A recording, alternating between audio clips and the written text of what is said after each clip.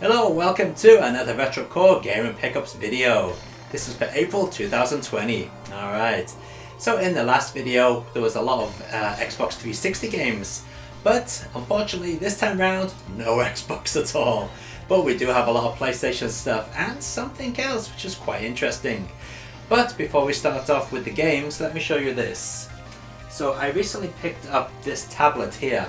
This is a MediaPad M5 Lite. Now, this is quite a decent tablet, but the price is cheap. Now, the reason I picked this up is I'm wondering, can a cheap tablet make a good emulation device? You know, once you pair it up with Bluetooth controller and all that.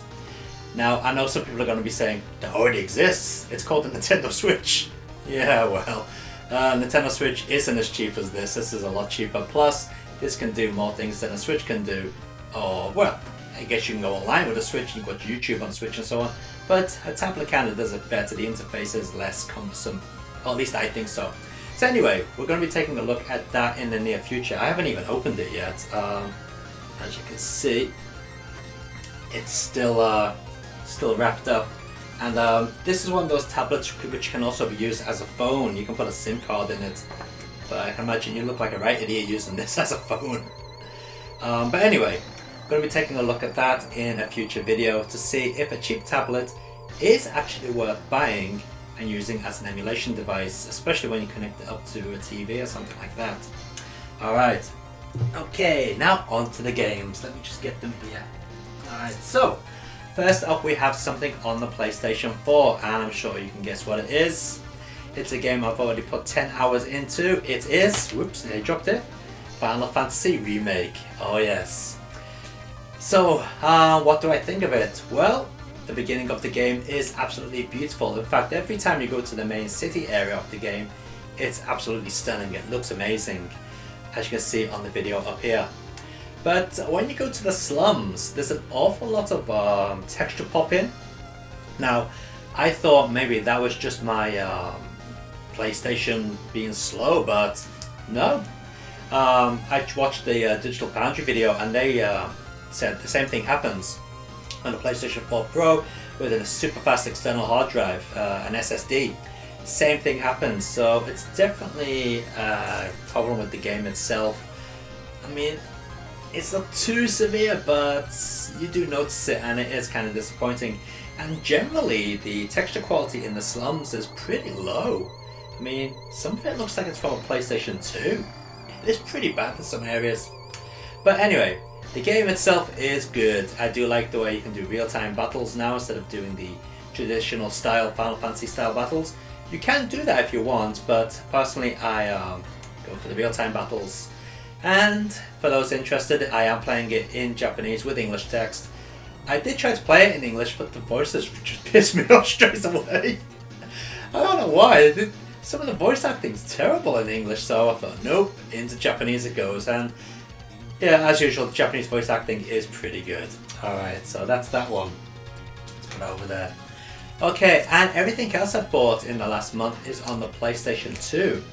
Starting off with Robocop. Right. Now, I used to have this on the GameCube and I used to play it on the Wii. And yeah, I mean, playing the GameCube game on the Wii was kind of interesting. I kind of liked the game. But somebody told me that the PlayStation 2 version was better.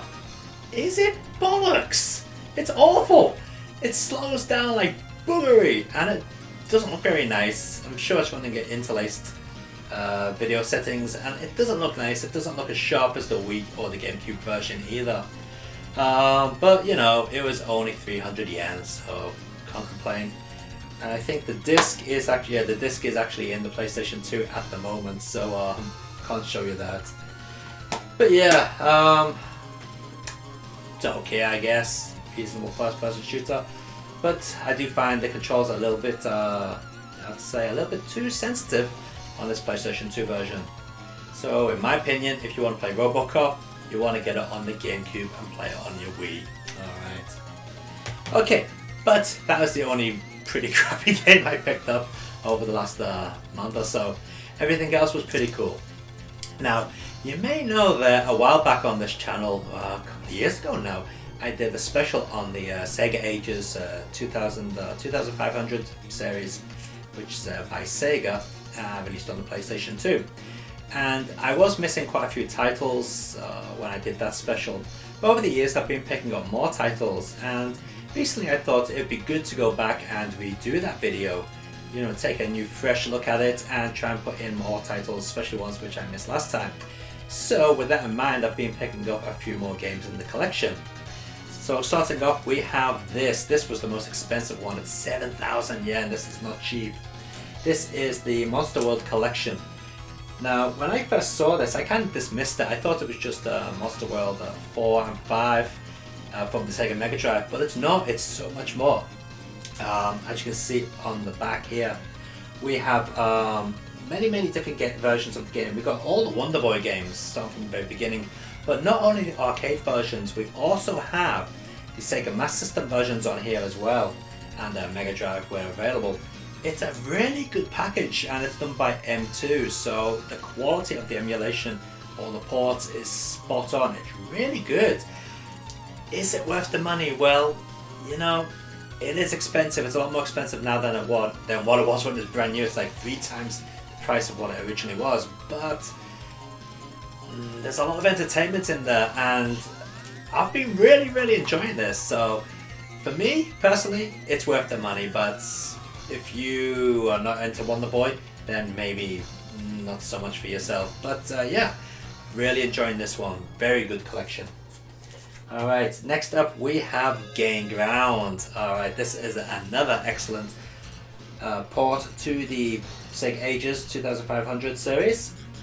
Now, it is in 3D, and it does look a little bit on the ugly side, but overall it's not a bad port, and it plays really well. And it's got some really cool arranged versions of the soundtrack. Unfortunately, this copy that I have didn't come with the little card that you normally get in these packets, which, you know, you put into a file of fax or whatever. But, you know, still, it's only cost me 1,000 yen, so I'm happy with that. Alright. Next up is another one which I completely ignored back in the day, and to be honest, I'm still going to ignore it now. It's Tetris Collection. Basically what we have here are a couple of versions of Tetris. So we've got the original arcade version that was also ported to the Sega Mega Drive.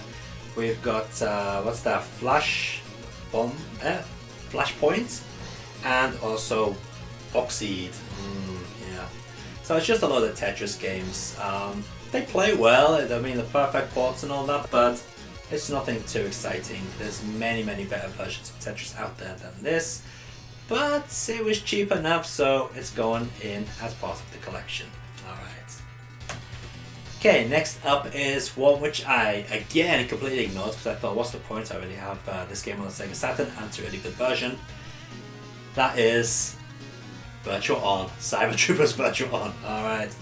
Now this is basically an arcade Wi-Fi port running on your PlayStation 2, and it works really well using the dual analog sticks.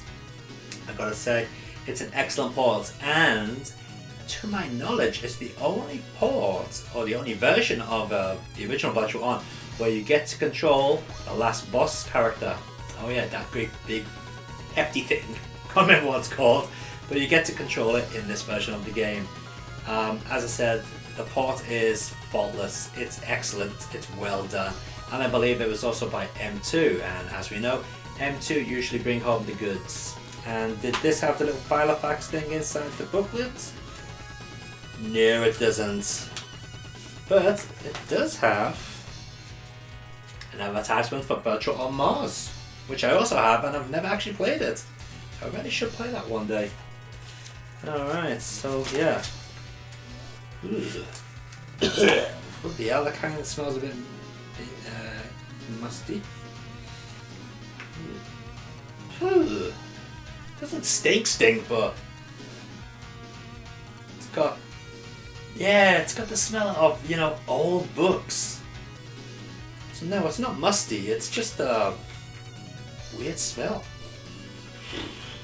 Well, since we're all trapped in our homes these days, well, we're not, but a lot of people are. Maybe you can get high on smelling old instruction manuals or something. Jeez. Alright. And finally, a game which I picked up for a couple hundred yen. And I thought I had this. And I looked at my PlayStation collection before I bid on this on Yahoo Auctions, and I couldn't find it. But I'm sure I had it. But I don't remember playing it.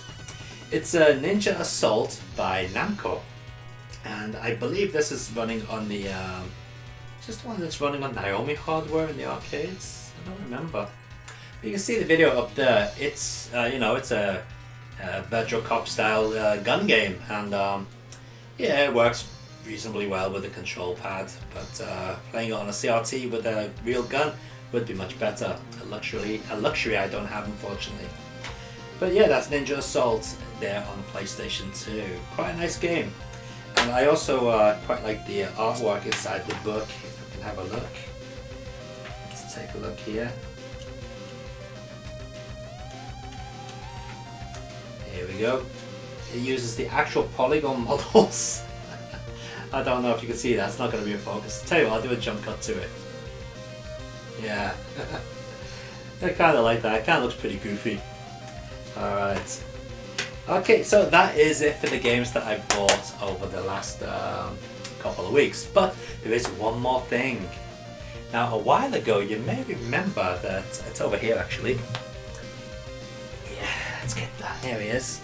Okay, you may remember I bought this MP3 or music player, and it looks like, if we can get out the leather wallet, it looks like a Sega Saturn. Oh yeah, special limited edition of the Activo player. It's actually a very, very high-end player, believe it or not. It sounds amazing. Really, really good player that. Yeah, they did limited editions, one as a white Sega Saturn and this one which is the original color. Well, that's not the only thing that came out recently that was, you know, inspired by the Sega Saturn. As you may know, in Japan the Sega Saturn was not a flop. I don't care what anyone says. The Sega Saturn was definitely not a flop in Japan. It was very successful. It had over 1,000 games released for it. I think it was 1,500 plus in total. It had a lot of games, but you know, a lot of people don't know this, or they only know certain games that came out in Japan only. But yeah, the Saturn was really popular, and even now it's still a popular machine, a popular choice for the gamer. And Bandai, of all people, just released this. Isn't that cool? No, it's not a Sega Saturn Mini. I wish it was a Sega Saturn Mini, but it is not. It is a proper model of the Sega Saturn. You build it up, it's even got a PCB board inside. Well, not a real one, but what could be painted up to look like a real one. And the weird thing is, everything is written in English on the back. If we take a look, see, it's written in English on the sides, but if you take a look at the instructions, if we can get them open. Ah, here we go, you can see here on the side. Okay, I don't think you can see that on the video, so we'll do another jump cut to that. But as you can see, it has all the explanations written in English as well as Japanese. So, I don't know if they're going to export this to overseas or not. I doubt it, because none of the other models do get exported. But it is nice if they put it into English. And here's the actual bits of the kit itself. Now, you don't need to use any glue or anything like that. This is a glue-free kit. You got the little stickers, the decals and stuff. There's your controller buttons on that one. There's the power supply unit. You can paint that up yourself. Let's see, we've got the cord, we've got a disc thing here, which we can put a decal on to make it look like a game disc. Yeah, oh there you go, there's the decals for the game discs, hope you can see that. Alright, the PCB and stuff on that side. And the instruction manual, which is pretty cool because it kind of looks like the original Japanese Sega Saturn instruction manual. I do like this. And as you can see, this has also got English on every single part. It's amazing. Full color, Japanese up here, it's got the English here. Here you go, it says Nagai, and underneath that it says long. Michigai, and underneath that it says short. So they wrote everything in English, which is pretty cool. Anyway, yeah, they've even got a little bit of history on the back of it here, which is Japanese and English. So, if this does get a release in the West, pick it up, man. But I don't think it will do. These things never get an official release in the West, but it is cool that they've done this. Yeah, so it's a 2/5 scale by the looks of it, of the Sega Saturn. Now, my idea is to build this, and inside put not a Raspberry Pi, maybe a Raspberry Pi Zero might, not Zero, 3W, whatever it's called. The newest one might be powerful enough to run a Sega Saturn emulation. I'm not too sure, but there is a machine, the Odroid, I think it's called, which I may actually pick up. That does run Sega Saturn emulation very well, and I may get one of those, put it inside this kit, and make my own Sega Saturn Mini. That would be cool. Probably never use it because I got a real Sega Saturn, but a couple of real Sega Saturns. But I'll never use it, but it will be cool. It might end up in a little box like my Mega Drive Mini over here. Alright. Oh, talking about the minis, there was one thing I was going to show you, but I ended up cancelling the order, and that was the PC Engine Mini, the Core Graphics version. Yeah, to be honest, I got fed up waiting for it, and after seeing a couple of reviews of the white version, the original PC Engine Mini, and the fact that it doesn't even look that much smaller than a real PC Engine anyway, I thought, what's the point? I got a real PC Engine down there with the CD drive and everything, so yeah. So I cancelled the order, but anyway, that's something that was going to be shown to today, but no, it's not anymore. Okay, anyway. We've got some good stuff to show you now from the viewers, so let's sit back and see what you guys have been buying. And remember, if you want to put your game buys onto the Retro Core Gaming Pickups video, just send them in to the email link down below right here. Alright. Okay, until next time guys, keep on gaming and take it easy. See ya.